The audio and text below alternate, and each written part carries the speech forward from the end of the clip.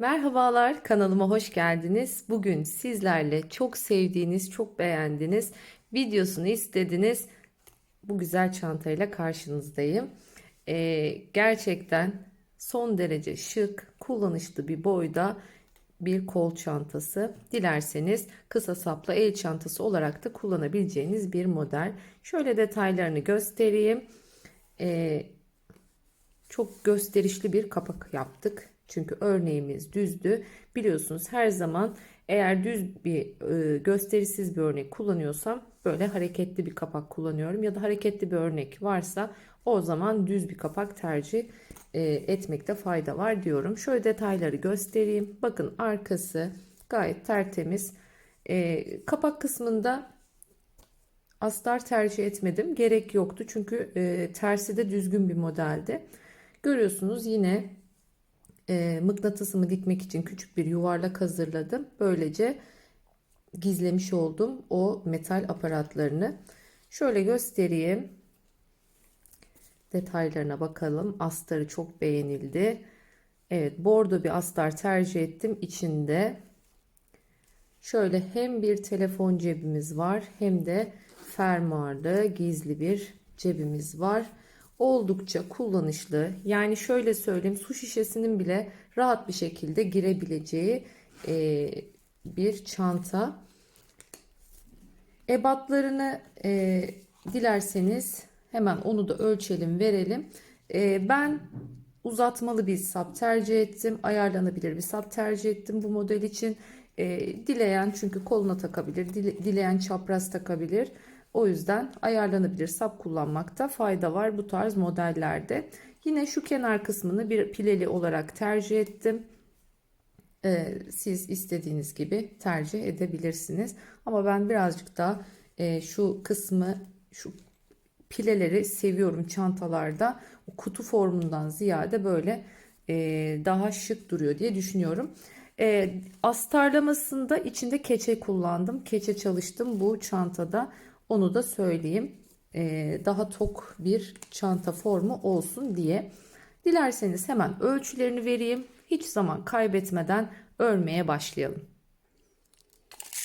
Şöyle ölçelim. 25 santimlik enimiz var.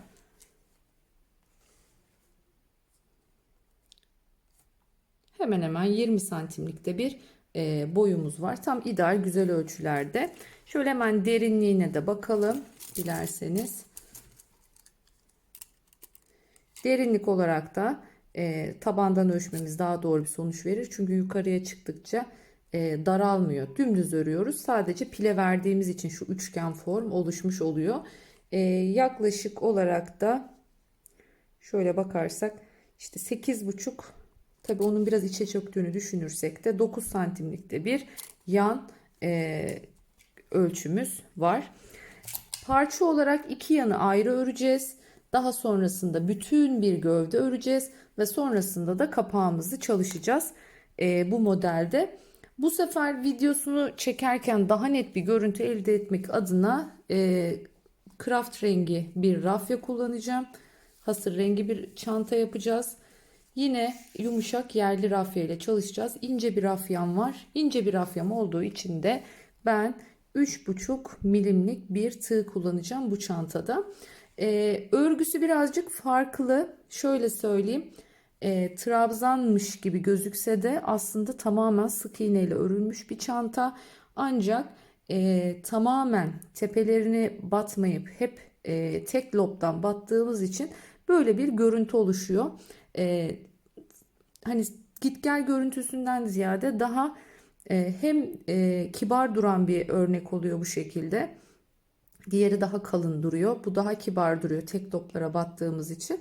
Hem de şu ara ara şu çizgiler sanki bunlar böyle bir hep düzüne örülmüş trabzanlarmış gibi bir görüntü kazandırıyor bu çantada. Şunu söyleyeyim. Sadece şu gövde kısmının başlangıcına göstereceğim. Yan hemen bakın görüyorsunuz aynı örnekle örüldüğü için onun da göz sayısını söyleyeceğim. Gövdeyi bitirdikten sonra birlikte tekrardan kapağı örmeye devam edeceğiz. Evet, zaman kaybetmeden başlayalım. Her zamanki gibi zincir çekerek başlayacağız. Bu benim birinci zincirim oldu. 55 tane zincir çekeceğim bu şekilde. Dediğim gibi çok geniş çekmemeye çalışın. Çok geniş de çekerseniz ilmekleriniz eğer sık iğne genişliğinizden fazla olursa bu sefer ağız kısmında böyle bir geniş bir marullanma gibi bir durum olur ilk başlangıcında. Çok sıkı yaparsanız da kasma olur. Böyle tam ideal sık iğne tepeleriniz nasılsa o genişlikte çekmenizi tavsiye ediyorum zincirlerinizi. Hemen dediğim gibi 55 tane çekip geliyorum. Evet, 55 tane zincirimi çektim. Ağız kısmının düzgün olmasını istiyorum. O yüzden arka loblara batarak gideceğim. 55 zincir çektim. Bir tanesi yükseklik içinde. Yani 54 zincirlik, yani 54 tane sık iğnem olmuş olacak. Her zamanki gibi şu sık iğnelerin tersini çevirdiğimizde şu arkada ortada bakın ilmeklerimiz var. Hep bunlara gireceğiz. Bu başlangıçta birazcık zorlayabiliyor normal batmaya göre. Ama ağız kısmının düzgün olmasını istiyoruz. Çünkü ekstradan bir sık iğne dolaşmayacağız ağız kısmına. Eğer düz hemen zincirin içine batarsanız ağız kısmı hafif marullu durabilir. Yani sıkı bir görüntüsü olmayacaktır. Bu şekilde görüyorsunuz, arkadaki ortalara batıyorum. Şu arka ortalara bataraktan bir sıra boyunca hep böyle sık iğne ile ilerleyeceğim. Sık iğnemizde biliyorsunuz sık iğnelerimizin düzgün olması için her zaman için tığımızdaki ilmeğimiz sıkı olacak. Onu gevşetmiyoruz. Şu çektiğimiz ilmeği birazcık uzatıyoruz ki V görüntüsünü elde edebilirim. Siz gövde kısmında dilerseniz hep düz sık iğne, işte dilerseniz normal ters yüz, dilerseniz trabzan, hangisi tercihinize kalmış, istediğiniz şekilde örebilirsiniz. Dediğim gibi ben hep tek loblara batarak öreceğim. Bu şekilde sıra sonuna kadar örüp geliyorum. Bakın şu altta demek istediğimiz bu. Şu alttaki V görüntüsü çok düzgün olmasını sağlıyor. Hem sık iğneleriniz böyle dediğim gibi marullanma yapmadan, alt kısım gevşek olmadan muntazam bir şekilde bir başlangıç yapmanızı sağlıyor bu yöntem. Çantanızın, çünkü bu ya ağız kısmına gelecek ya sırt kısmına gelecek. Orada böyle düzgün, tertemiz bir görüntü elde etmiş oluyorsunuz. Hemen sıra sonuna geleyim. Daha sonra üst sırayı nasıl çıkacağız, nasıl devam edeceğiz onu göstereceğim. Evet, sıra sonuna geldim. Şimdi şunu hatırlatmak istiyorum. Her ip farklı, her rafya farklı, herkesin eli farklı. Eğer bu çantanın birebir aynı büyüklükte ve formda olmasını istiyorsak her zaman söylediğim gibi santimleri baz almaya çalışalım. Yani şöyle göstermek istiyorum. Çünkü mesela ben bu çantayı bir sene önce örmüştüm. Yani bir sene önce ördüğüm bir çanta bu. Şöyle göstermek istiyorum şunu.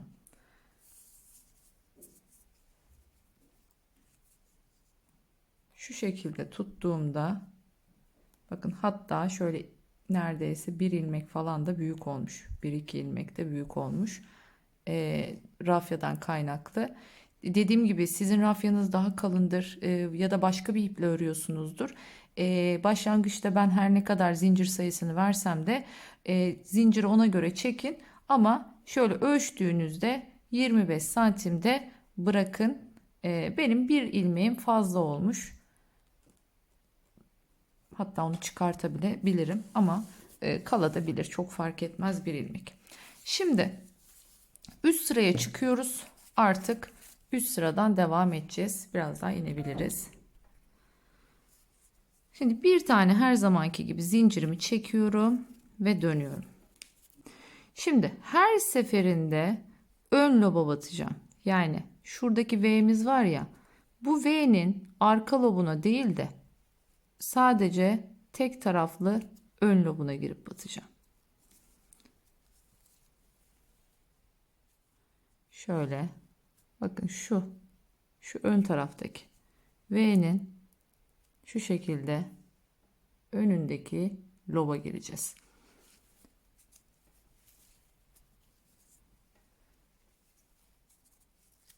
Şu an ilk başta şu elim ince bir yeri tutmaya çalıştığımız için biraz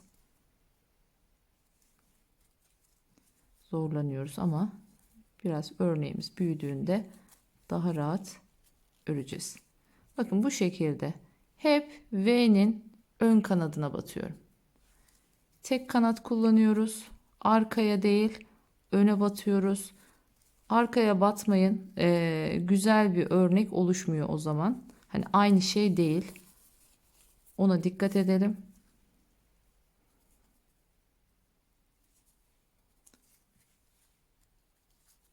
Hep ön.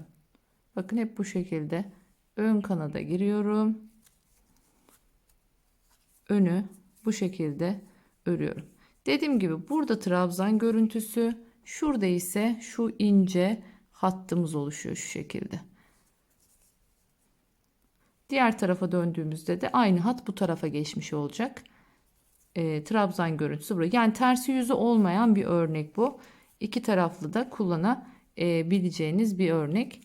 Bu şekilde ön loblarına batarak sıra sonuna kadar gelelim.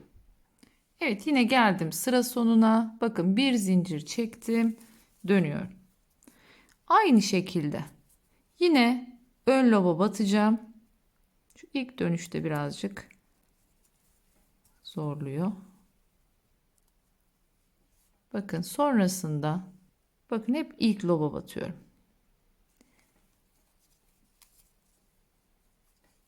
Hemen V'nin şöyle ilk lobuna.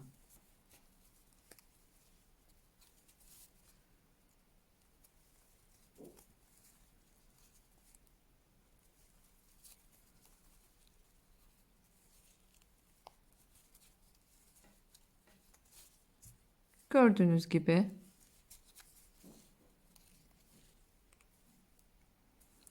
böyle tek loba battığımızda daha ince bir örgü elde etmiş oluyoruz. Kamera buğulanmış, pardon. Daha ince bir örgü elde etmiş oluyoruz. Yani normalde git gel yaptığınızda, çift loba birden battığınızda doku olarak daha kalın bir örgü elde ediyorsunuz. Ama bu şekilde daha ince bir örgü elde ediyorsunuz. Ve aynı zamanda şöyle söyleyeyim. Normalde mesela 3 sırada bu yüksekliğe gelemezsiniz. Ama bu şekilde 3 sırada bakın şu göstermiş olduğum yüksekliğe gelmiş oluyorsunuz aynı zamanda. Böyle daha ince, daha narin örgüler örmek isterseniz bu yöntemi kullanabilirsiniz. Dediğim gibi tek loba batıyoruz ama ilk loba batıyoruz.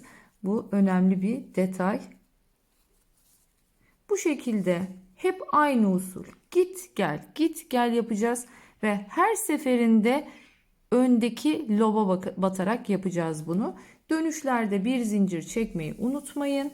Bu şekilde istediğim boya gelene kadar, hatta onu da hemen ölçelim dilerseniz, ne kadar öreceğim bu şekilde. Şöyle alalım.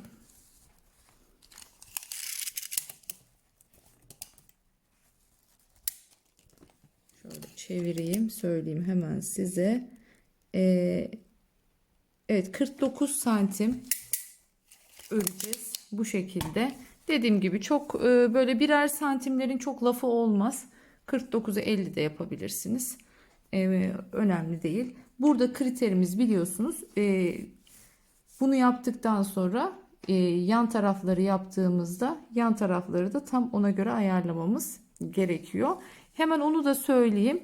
Aynı örnek, aynı şekilde başlayacaksınız. Bu sefer 19 ile başlayacaksınız. 19, yani şuradan hatta sayalım. Çünkü o ip dediğim gibi 3 numarayla örmüştüm o çantayı. Onun ilmek sayısıyla tutmuyor. Hemen buradan hesaplayalım. 1, 2, 3, 4, 5, 6, 7, 8, 9, 10, 11, 12, 13, 14, 15, 16, 17. Evet, 18 iyi olacak. Eğer 20 yaparsak biraz fazla geniş olacak. Evet, 18, 19 zincir çekip 18 sık iğne ile yine aynı şekilde yan taraflarını da hazırlayacağız. Sonunda hepsini hazırladığımda tek tek size sıra sayılarını, enini, boyunu, her şeyini daha net bir şekilde vereceğim. Bu yöntemle dediğim gibi hem ana gövdeyi hem yan parçaları hazırlayıp geliyorum.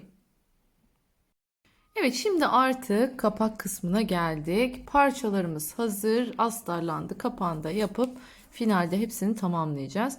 Şimdi öncelikle 48 tane zincir çekeceğim kapak için. Normal. Dediğim gibi yine her zamanki gibi ne çok gevşek ne çok sıkı.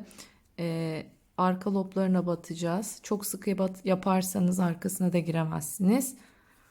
Bu arada sesim için çok özür diliyorum. Biraz hastayım o yüzden. Bu şekilde 48 tane zincir hemen çekip geliyorum. Evet, 48 tane zincirimi çektikten sonra bir tane de 49. olaraktan dönüş zincirini çektim. Yani toplamda 49 zincir çekmiş olduk. Sonrasında bakın burası önemli. Kapağın, çünkü bu kısmı görünür olacak. Yani üstten ilmek kaydırmayla tutturacağımız için şu arka loblardan batarak oluşturacağız ilk sıramızı. Bu kısım önemli. Diğer türlü daha esnek bir alt kısmınız olur. Bakın şöyle arkayı çevirdiğimizde 1, 2, 3. Şu ortadaki her zincirin şu ortasında bir tümbek çıkıntı, böyle bir ilmek var. Ona gireceğiz her seferinde. Öncelikle ilk birinci sırada hepsine birer tane sık iğne ile başlıyorum. Bu şekilde hep ortaları alıyorum. Evet, normal yaptığımıza göre biraz daha zor oluyor ama tabanımız çok daha düzgün başlıyor. Bu şekilde. Şimdi göstereceğim farkı. Bakın görüyorsunuz. Şu alt kısmımızın böyle düzgün bir şekilde olması için bu yöntemle ilerliyoruz. Şimdi sıra sonuna kadar sık iğnelerimi yapıp geliyorum. Evet, geldik sıra sonuna. Şimdi burada bir yöntem göstereceğim size. Dilerseniz bu şekilde yapabilirsiniz. Dilerseniz sonra iğne ile gizlersiniz. Bakın şuradan bu ipimi yukarıya doğru çekiyorum. Tekrar ilmeğimi taktım. Bunu sonra içinden yürüterek ilerletebilirsiniz. Bu hani örnek olsun diye gösterdim. Ben genelde bu yöntemi pek tercih etmiyorum. İçinden yürütmek yerine ben bunu iğneyle sık iğnelerin arasından gizlemeyi tercih ediyorum. Şimdi geldik sıranın sonuna, bakın. Şimdi 2 tane zincir çekiyorum ve dönüyorum. Bu benim kenar hattımı oluşturmuş oluyor. Bu kenar hattındaki zincirimi bu sayede yapmış oldum. Şimdi geliyorum. Bakın dibindeki bunun yerine geçti. Şimdi burada çarpılar yapacağız. Bir yanındakini boş bırakıyorum. Sonrasındaki, bakın şu gördüğünüz yere, şuraya giriyorum ve bakın uzattım. Bir tane çakma trabzanımı yaptım. Sonra tığımın üstüne yine arttım. Bakın şimdi o boş bıraktığım yer vardı ya, oraya giriyorum. Girdim. Bakın yine uzattım. Yine üçünü bir topladım. Bu şekilde bir çarpı elde etmiş oluyoruz. Devam ediyorum. Bakın devam ediyoruz yine aynı şekilde. Şimdi yanındakini atlıyorum. Bir sonrakine. Uzattım. Bakın. üçünü bir çektim. Yine tığımı arttım. Boş bıraktığım şuradaki bir önceki sık iğneye giriyorum. Tekrardan bakın yine uzattım. Üçünü bir topladım.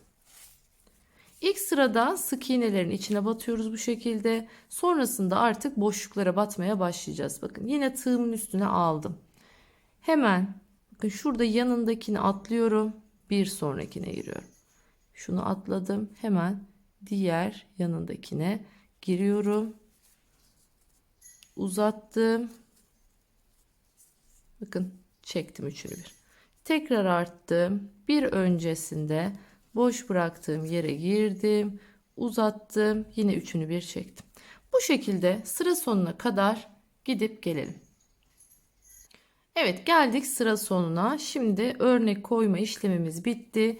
İpimizi artık şu sıra sonundaki en son sık iğnemiz kaldı. Sık iğnemize giriyoruz. Buraya da yine bir çakma trabzan yapıyoruz. Bu bizim kenar hattımız olmuş oluyor.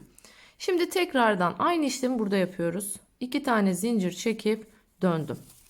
Buradan sonra artık işimiz gerçekten çok kolay. Çünkü sadece boşluklara batacağız. Bundan sonra hep bu şekilde ilerliyoruz. Bakın şimdi şu çarpının bir sağında bir solunda boşluk var, görüyorsunuz. Hep önce ileriye gidiyorum. Bakın uzattım. Üçünü bir topladım. Sonra geriye gidiyorum. Yani bir öncesindeki boşluğa gidiyorum. Uzattım. Topladım. Bakın. Tekrar arttım ipimi. Görüyorsunuz. Bir sonraki boşluğa gidiyorum. Uzatmayı unutmayın. Evet, ipimi arttım. Bakın şimdi tekrar geriye. Yani üstüne tekrar bir çarpı yapıyoruz ya, mesela bunun üstüne çarpı yapıyoruz. Önce sonrasındaki deliğe, boşluğa, sonra bir öncesindeki boşluğa. Bu sayede görüyorsunuz. Git gel, git gel. Hep aynı yöntemi kullanacağız.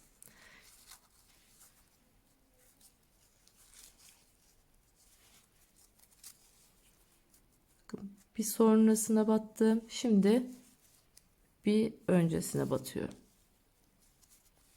Örneğimiz artık kendini göstermeye başladı, bakın. Bu şekilde bir şöyle şöyle şöyle şöyle diye gidecek. Yine aynı şekilde sıra sonuna kadar geleyim. Burayı da bir tur daha göstereceğim. Ondan sonra artık istediğim boya gelene kadar örmeye devam edeceğim. Evet, geldim sıra sonuna, bakın.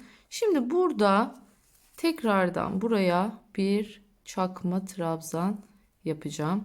Hemen bir önceki sıranın hiç tepesiyle falan uğraşmayın.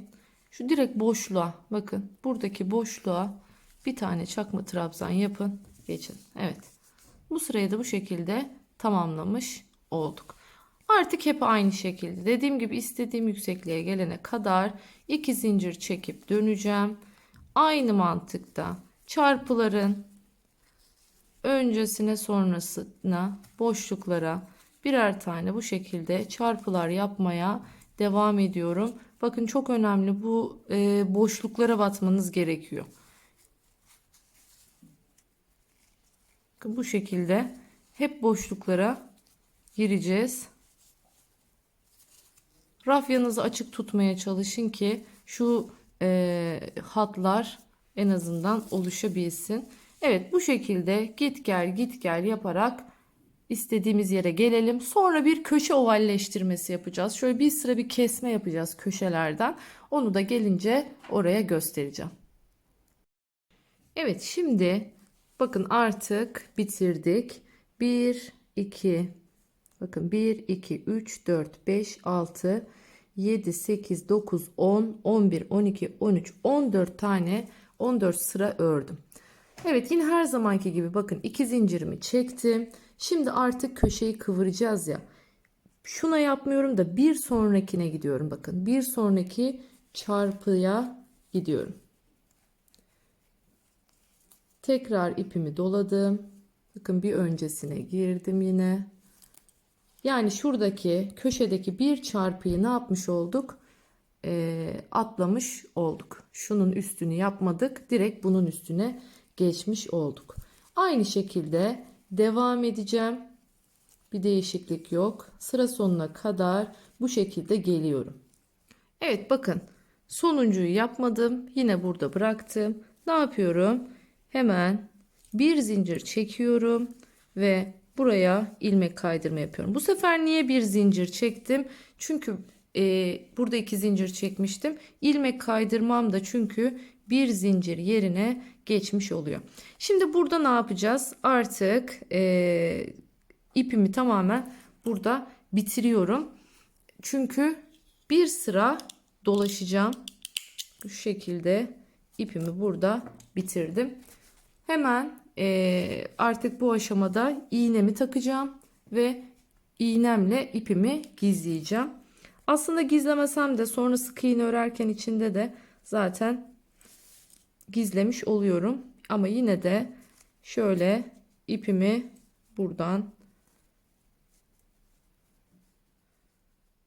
bir tur şöyle de geçireyim ki bir sabitlenmiş olsun. Şuradan gidelim. Evet. Şöyle gidelim.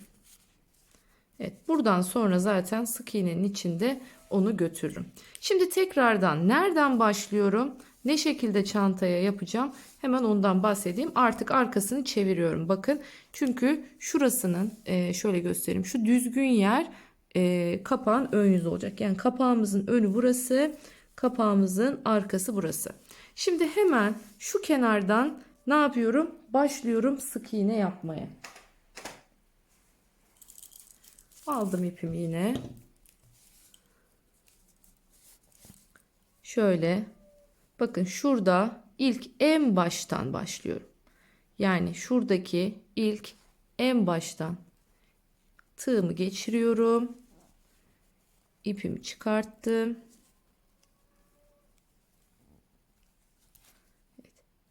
Bir zincirle burayı sabitledim. Şimdi ipimi bakın hem içinden götüreceğim hem de buraya sık iğne yaparak devam edeceğim.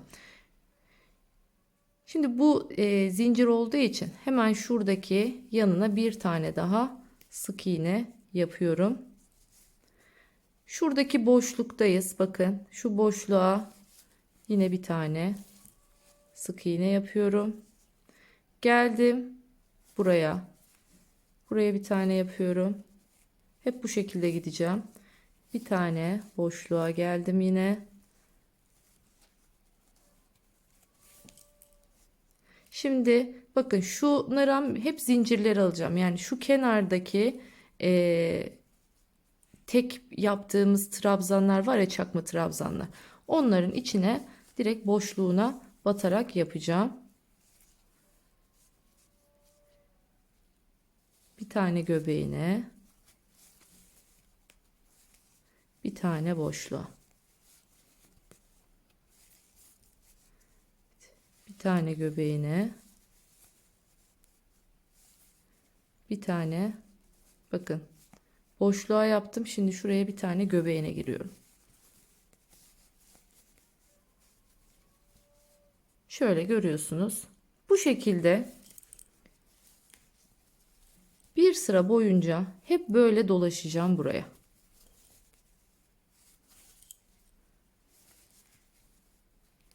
Artık bakın bu ipimi de soktum içine. Şimdi bunun üstünden de gideceğim. Bunu da araya bu şekilde gizlemiş olacağım. Kenarı düzlüyoruz bu şekilde. Bunun üzerinden bir turda pardon, göbeğe batmadık şurada. Bir turda ilmek kaydırma gideceğim bunun üzerine. Onu da söyleyeyim. Yani böyle kalmayacak. Bir sırada full ilmek kaydırmayla dolaşacağız. Çünkü biliyorsunuz şu kısmı ilmek kaydırmayla çantaya tutturuyoruz. Aynı şekilde devam edeceğiz.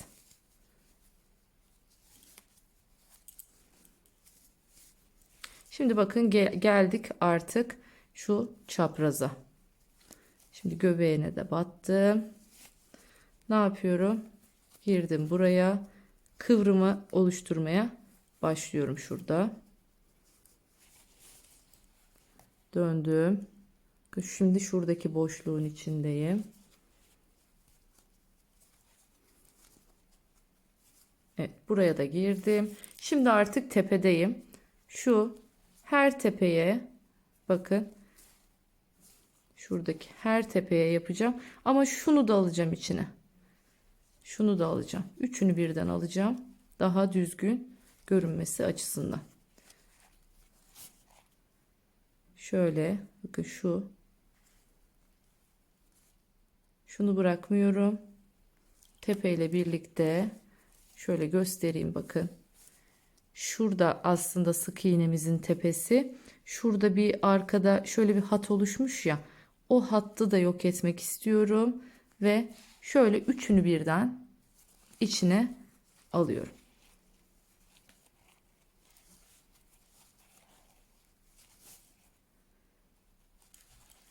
Yani bir boşluğa denk getiriyorum.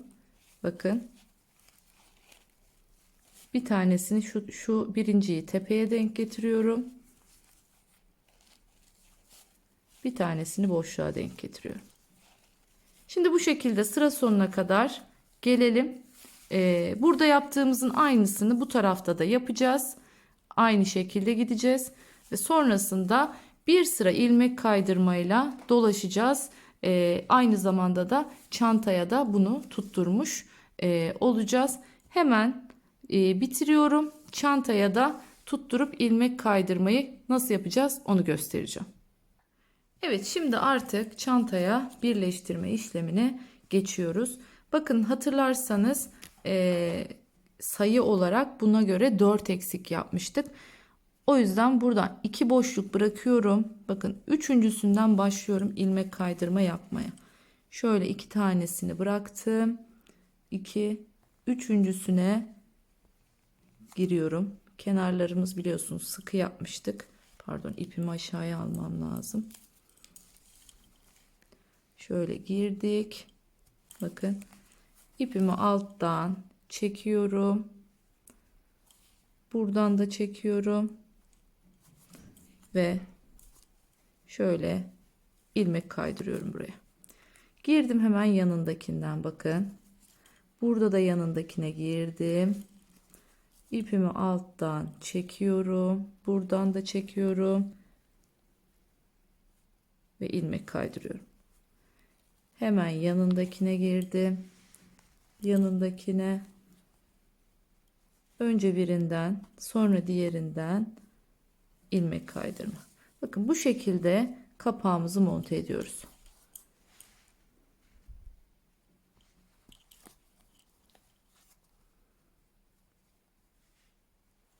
Şöyle diyebilirsiniz. Direkt üzerine örseydik. Evet, örebilirsiniz. Yani o size kalmış. Ben elimde koca bir parçayla şey yapmaktansa bu şekilde buradaki ilmek kaydırma görüntüsünü de seviyorum üstten, böyle hani üstten kapak oldu mu o görüntüyü daha çok sevdiğim için bu şekilde yapmayı tercih ettim. Bakın buradan giriyorum. Buradan giriyorum. Bu şekilde ikisinden bir çıkartıp ilmek kaydırmayla böylece kapağı buraya tutturmuş oluyorum. Şimdi sıra sonuna kadar gelelim. Sonra kapağın üzerine ilmek kaydırma dönmeye başlayacağız. Evet, bakın bu şekilde görüyorsunuz ilmek kaydırmayla kapağımızı birleştirdik. Şimdi artık etraf çantamızı ilmek kaydırmayla dolaşacağım. Ağız kısmı biraz daha hem düzgün dursun hem biraz daha kalınlaşsın, daha tok dursun diye bakın bu şekilde ilmek kaydırma yaparak tüm kapağı dolaşacağım.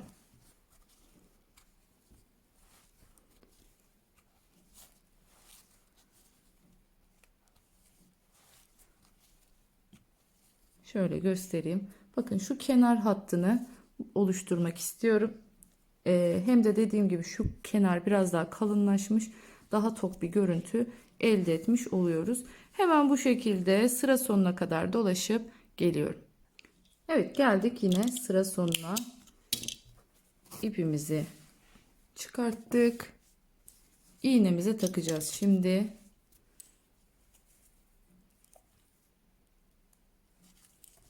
Şöyle göstereyim. Şuradaki yaptığımız ilmek kaydırmadan giriyorum. Sonrasında yine aynı yerden çıkıyorum. Bunu bu şekilde buraya bağlamış olduk. Şimdi bakın şurada bir ister istemez tartma yapıyor ya. Hemen bunu buraya bir sabitliyorum. Şurada bir delik oluşmasın diye. Şöyle alttan burayı bir sabitliyorum. Sağlamlaştırıyorum.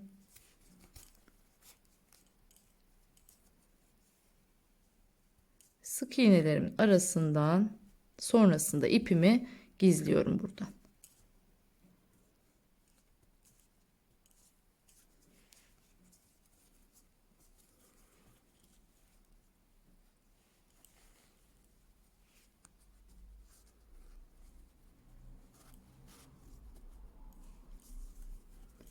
Bir daha.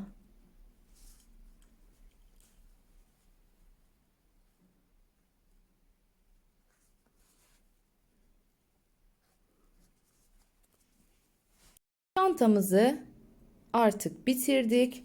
Buradan sonra sadece şuraya bir klips takacağız. Yani çıt çıtın diğer tarafını takacağız. Bir de çantamızın kenarlarını birleştirme kısmı kaldı. Hemen şu şekilde göstermek istiyorum. Bakın içine keçeyle beraber çalıştık. Yani her bir parçayı ayrı şekilde astarlıyoruz. Şöyle göstereyim hemen. Bakın şurada olduğu gibi her parça ayrı bir şekilde astarlanıyor. Sonrasında dediğim gibi ipim yumuşak bir rafya olduğu için ne yazık ki tok durmuyor. Yani onu birazcık daha bu çantayı biraz daha kutu formunu verebilmek için dikleştirmem gerekiyordu. O yüzden içine keçe kullandım. Kalın keçeniz varsa tek kat, eğer kalın keçeniz yoksa, İnce keçeniz varsa benim gibi 2 kat çalışabilirsiniz. Şöyle her zamanki gibi bakın şöyle bir cebimiz var. Enli. Hemen şöyle bir telefon kılıfıyla göstereyim. Bakın isterseniz telefonunuzu yatay olarak ya da dikey olarak koyup yanına başka malzemelerinizi de koyabilirsiniz. Şimdi bakın ben bir tarafını işaretledim. Şöyle görüyorsunuz. İlmek kaydırmayla tutturacağız. Şimdi diğer tarafını daha sonra kendim yapacağım. Dilerseniz hemen başlayalım. Şöyle ilmek kaydırmayla bakın ağız ağza verdim. Hemen ne kadar olduğunu bir hatırlayalım. Ne kadar örmüştük? Kaç sıra örmüştük? Bakın kısa kenarları 1, 2, 3, 4, 5, 6, 7, 8, 9, 10, 11, 12, 13, 14, 15, 16, 17, 18 tane örmüşüz. Uzunda ise 1, 2, 3, 4, 5, 6, 7, 8, 9, 10, 11, 12, 13, 14, 15, 16, 17, 18, 19, 20, 21, 22, 23, 24, 25, 26, 27, 28, 29, 30, 31, 32, 33, 34, 35, 36, 37, 38, 39, 40, 41, 42 tane örmüşüz. Bu şekilde yani şu 42 dediğim bir gidiş dönüşün toplamını, bir boşluk şu her çizginin arasını ölçtüm. Bu şekilde çantamızı bakın her şeyle hazırlamış olduk. Şimdi dilerseniz hemen birleştirmeye başlayalım. Şimdi şu ilk işaretleyicimi hemen çıkartıyorum. Buradan başlayacağım. Şu şekilde giriyorum. Aynı şekilde diğer köşeden de giriyorum. Tabi yanlar sık iğne ile örülük olmadığı için buralarda birazcık zorlanabiliriz. Hatta şöyle bir şey yapalım. Direkt 3 milimlik bir tığ alayım burada. Deliklere girmemiz, batmamız daha kolay olsun. Evet, başlayalım.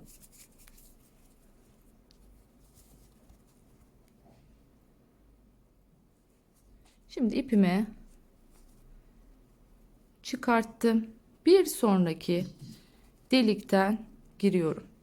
Aynı şekilde bakın burada hep ağız ağza gelmelerine dikkat edeceğiz. Burada da aynı şekilde bakın aynı yerden girdim. Çekiyorum. Hemen ilmek kaydırıyorum. Bu ipimi daha sonra gizleyeceğim. Evet, bir sonraki her bulduğum artık karşılıklı neresi denk gelirse gireceğim ve ilmek kaydırmayla birleştireceğim.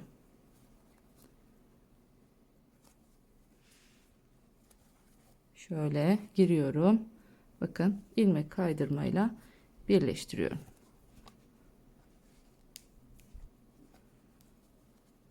Bu şekilde astar çalışmak çok daha kolay.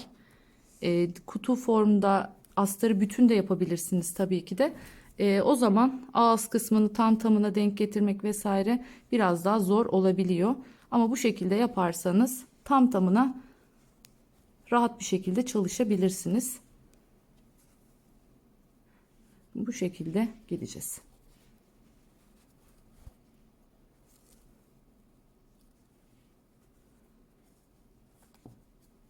Şöyle.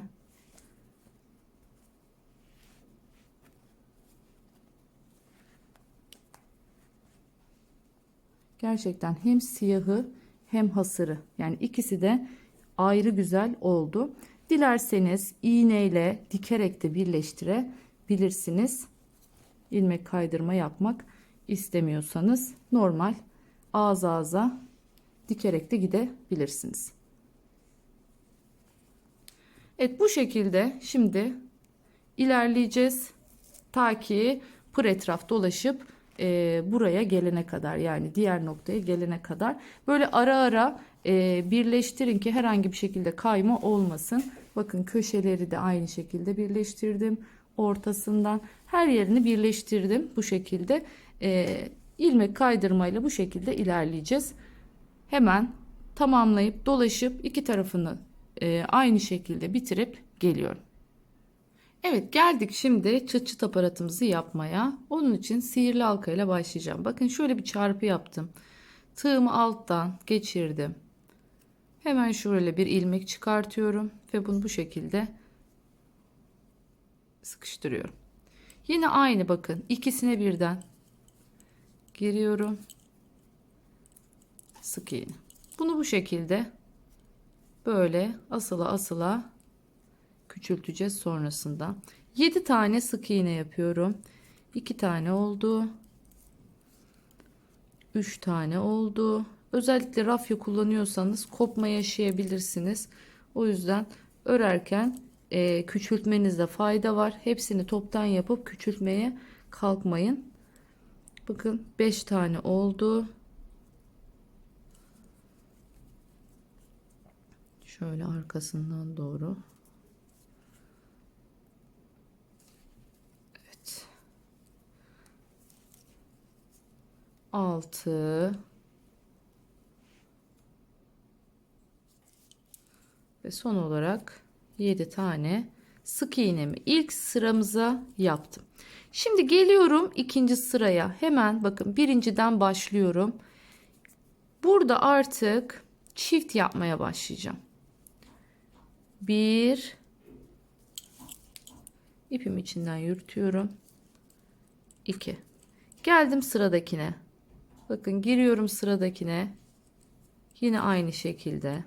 1, 2. Devam ediyorum. Üçüncüyü de yaptım. Üçüncüyü de çiftledim. Şimdi şöyle dördüncüyü de çiftledim. Bakın.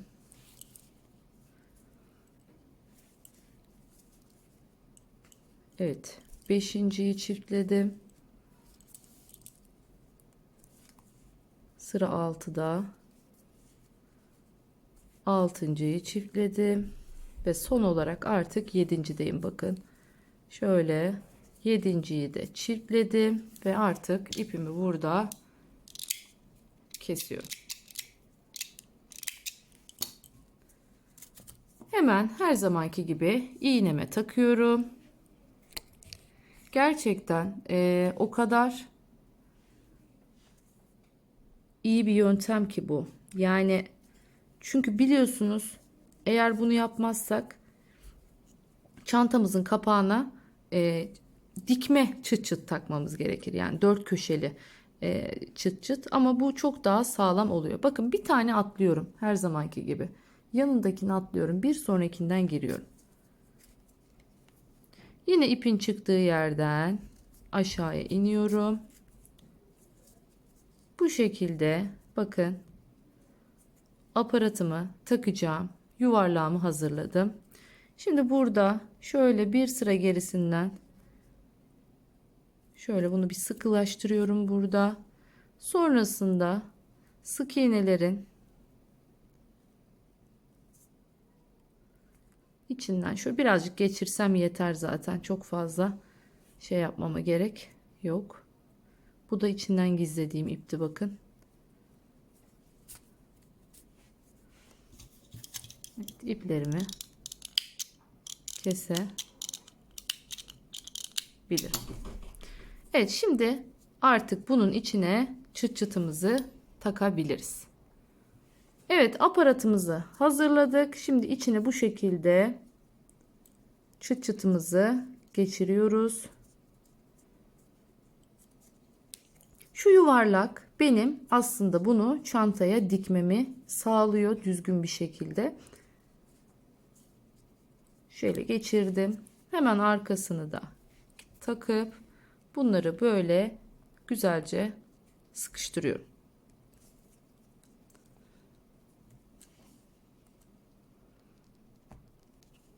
Evet. Şimdi ne yapacağım? Bunu çantamın içine artık monte edeceğim. Şöyle biraz kalkalım. Şöyle tam ne şekilde denk geliyorsa güzelce bir ayarlayalım.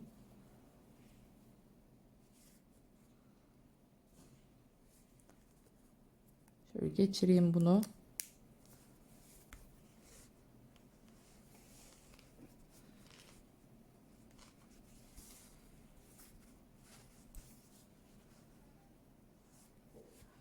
Evet, yerini belirledim. Şöyle dikersem tam iyi olacak. Normal yine kendi ipiyle dikiyorum burada.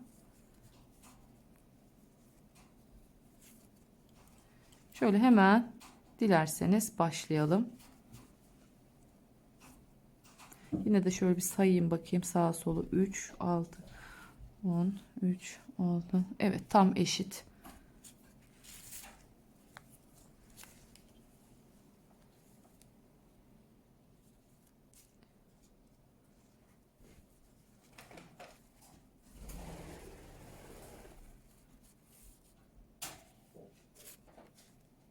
İpimi bakın, şurayı koparmıyorum.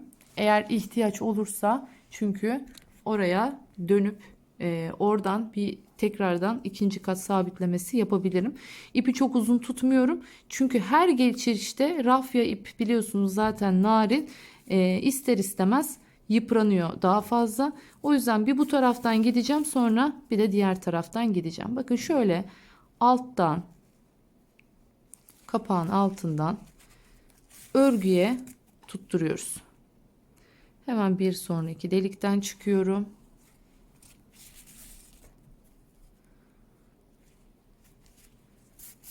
Nereye denk gelirse, yani burada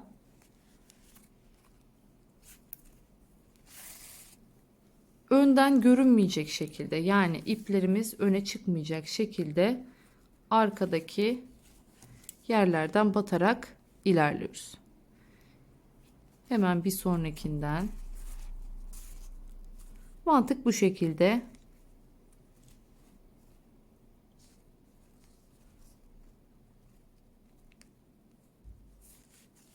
Neresi denk gelirse arkası. Dediğim gibi 2 tur dolanıyorum burada. 2 tur dolanmamın sebebi daha sağlam olması için. Şöyle bu açıdan daha rahat dikebileceğim. Bakın hep bir sonrakinden çıkıyorum. Karşısında bu benim nereme denk geliyor. Nereden tutturursam olacak. O şekilde giriyorum.